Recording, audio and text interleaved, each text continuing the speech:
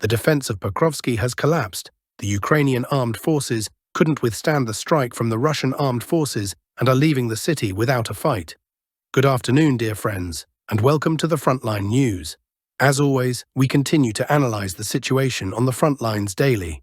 Today, of course, all global attention is undoubtedly focused on Trump's inauguration and the upcoming call between Trump and Putin, which will take place soon, possibly within hours.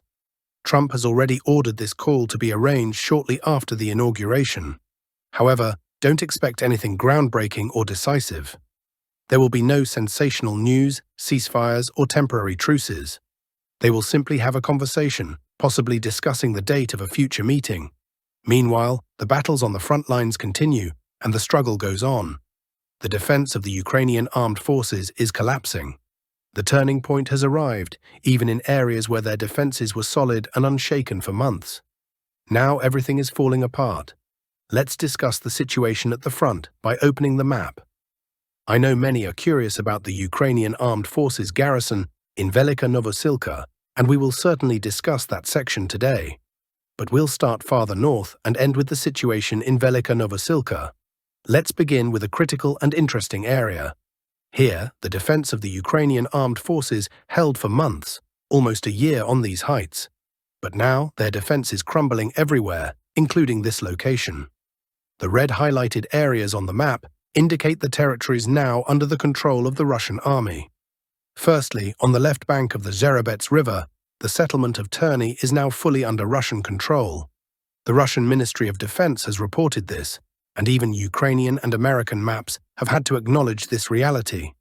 Furthermore, Russian forces have advanced from Terny toward Yampolivka.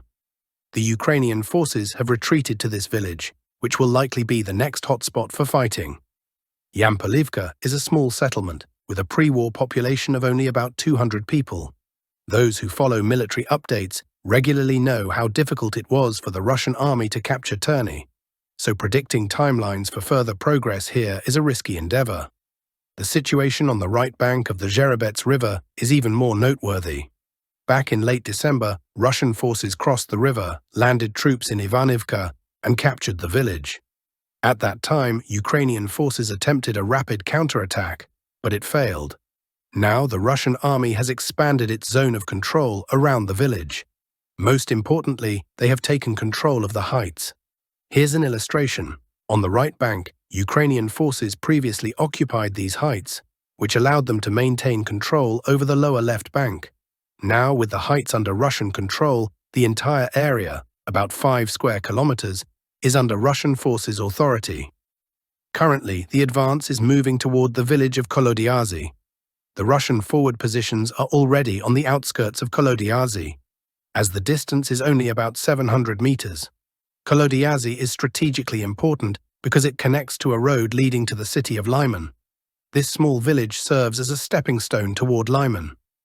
At the current pace of operations in this sector, we may be analyzing battles for Lyman by March. Now let's move further south. Where else has the Ukrainian Armed Forces defense collapsed? Another area where the defense once seemed solid but has now completely collapsed is Chasiv Yar. Take a look. As of yesterday, maps have confirmed that Ukrainian forces have left, or fled, whichever term you prefer, from the Novoseveny district.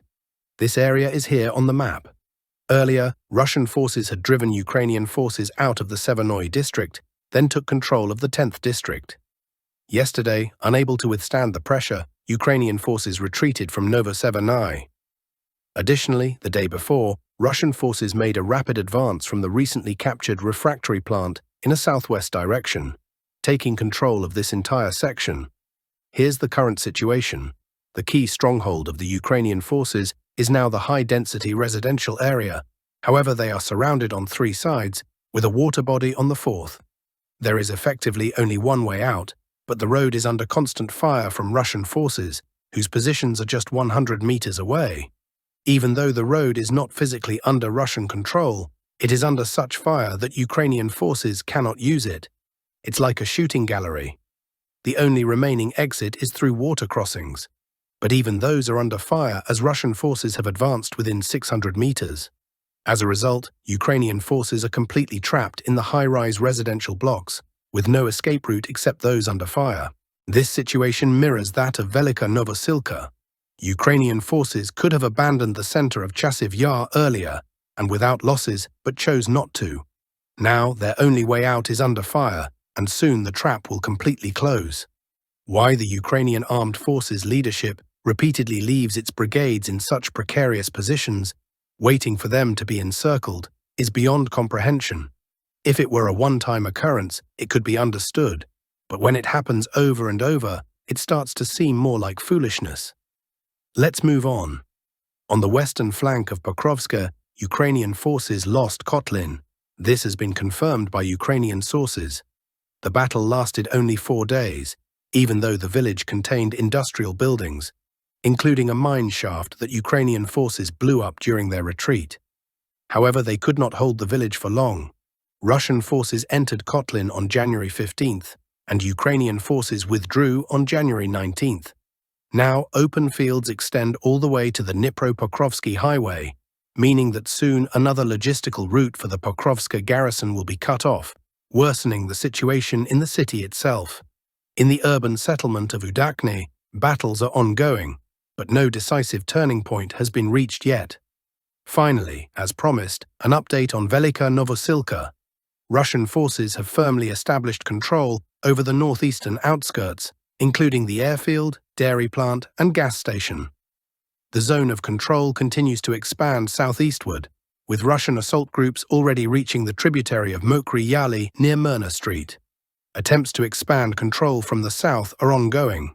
Meanwhile, Ukrainian forces are attempting to break out of the encirclement. Even pro-Ukrainian sources confirm attempts to cross the river in this area, but note that success is limited. The reasons are clear: open fields, a river, and then heights on the other side, all of which are under Russian fire. This creates a shooting gallery situation.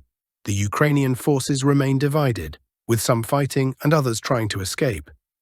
Unified command is absent, and the situation is heading rapidly toward its conclusion. Kupiansk direction. On the Krasno-Lyman front, Russian forces are expanding their control around Ivanivka, with advances reported northwest of the village. This is supported by footage released by the Ukrainian side showing artillery strikes on Russian forward positions. Pro-Ukrainian sources report that fighting is now taking place just 1 kilometer from the eastern outskirts of Kolodyazy. In total, Russian advances in this area cover approximately 5.5 square kilometers. Chasiv Yar direction. In recent days, Russian assault groups have continued advancing from the Oktyabrskyi district, taking control of high-rise buildings near the Avangard Stadium and reaching the territory of Workshop No. 1, where fierce battles are ongoing. Russian forces have also made significant advances in the northern part of the city, taking control of the entire 10th district, Workshop No. 4, and most of the neighboring Novosevernyi district, reaching the administrative border of Chasiv Yar. This information is confirmed by footage released by the Ukrainian side, showing FPV drone strikes on Russian forward positions.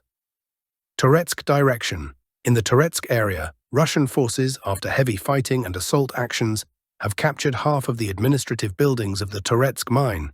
This has been corroborated by Ukrainian footage showing tanks targeting Russian forward positions in the mine area.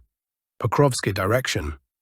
Today, the Russian Ministry of Defense announced that after active offensive actions, the settlement of Vozdvizhenka has come under the full control of the center grouping of forces. Simultaneously, Russian forces have taken control of the Pokrovske mine administration area on the eastern outskirts of Kotlin. Assault groups have also entered the northern outskirts of Kotlin, where fighting with Ukrainian forces continues. Additionally, Russian forces are advancing in the neighboring settlement of Udakne, attacking toward the railway station after capturing administrative buildings on the eastern outskirts.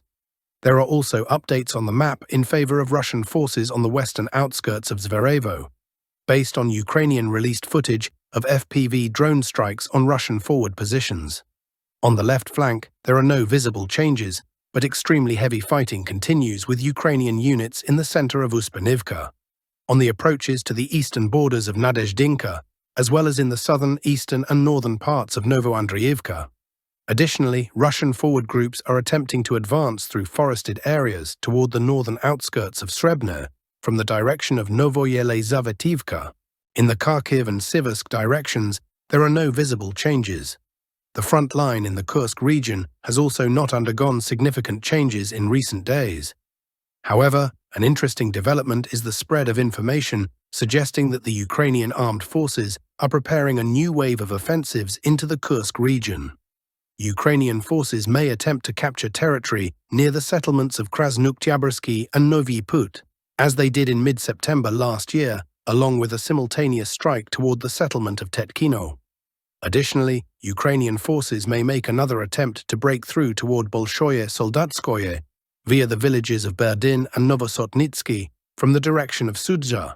That brings my report to a close. I wish you all a productive workday. Take care of yourselves and see you soon.